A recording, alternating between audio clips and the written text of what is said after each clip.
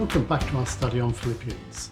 Well, you might remember the first section where we gave a bit of background about Philippians and the background of the book. Now we're getting into the book. We actually see that it's full of joy. Paul is excited when he talks about the gospel because he remembers the Philippians with fond memories. He remembers them as people who have followed the gospel, who are passionate followers of Jesus. Now, the key to the whole book is in chapter 2, verses 5 to 11, where Paul looks at Jesus, what he gave up to become a man, become human, and die on the cross. This is what our Christian faith is based on. This is what makes us, being Christian, stand out. That Jesus gave up his divinity, humbled himself, became a man, and died on the cross. This is our uniqueness. I want you to think of this passage as like a hub where spokes of Philippians radiate from this. So it's actually a critical passage. But I want to move on to verses 12 to 18 as we look just a little bit more at what Paul's saying.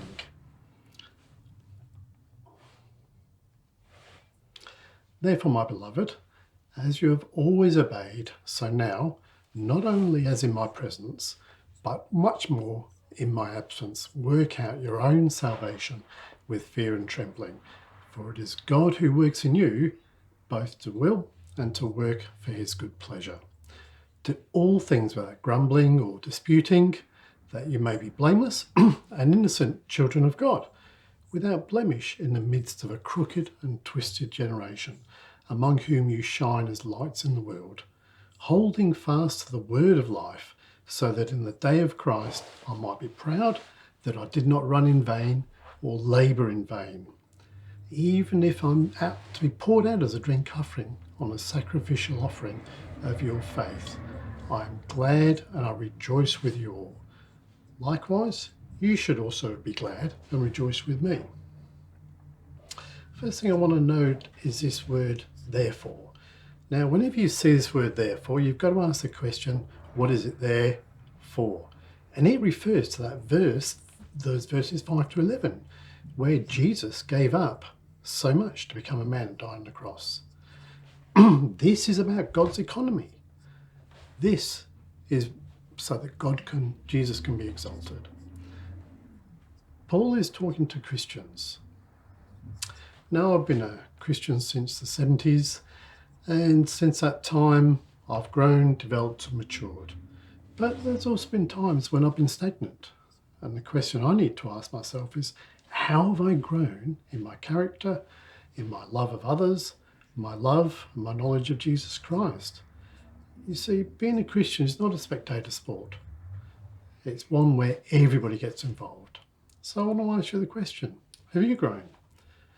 Have you repeated the first year of your Christian life 5, 10, 15, 20, 30 times and still a babe in Christ? This is not what Paul wants for the Philippians. He wants them to grow and to mature. And that's stated in verse 12. Work out your salvation. Now, that's not to say you're working out your relationship with God, to work favour with God, but to work out that in practical reality. James 2:14 to 26 talks about what's the use of faith if you can't back it up by works. If you've got works, if you've got faith, where's your works? This is maturity. Verse 22, he says, be doers of the word and not hearers only. In verse 14, Paul says, don't grumble and complain. I'm sure to the Hebrew readers, this brought recollection of Israel as they went through the Exodus, and they grumbled and complained, even though God had provided such amazing provision for them. Numbers 14:2 illustrates this beautifully. They were not happy with the provision of God. They were not happy with the sovereignty of God. They just groaned and they grumbled. They grumbled and grumbled. What happens when I grumble, complain? What happens is I set up patterns of behaviour and I train my brain to think along these lines. This is not helpful for me. This is not what Paul wants for the Philippians. Despite what Paul had gone through, he knew joy. And he wanted the Philippians to know joy in the midst of his being locked up in jail. So I want to ask you a question. Are you growing in service? Are you growing in love? Are you growing in commitment to God? Are you growing in knowledge of God?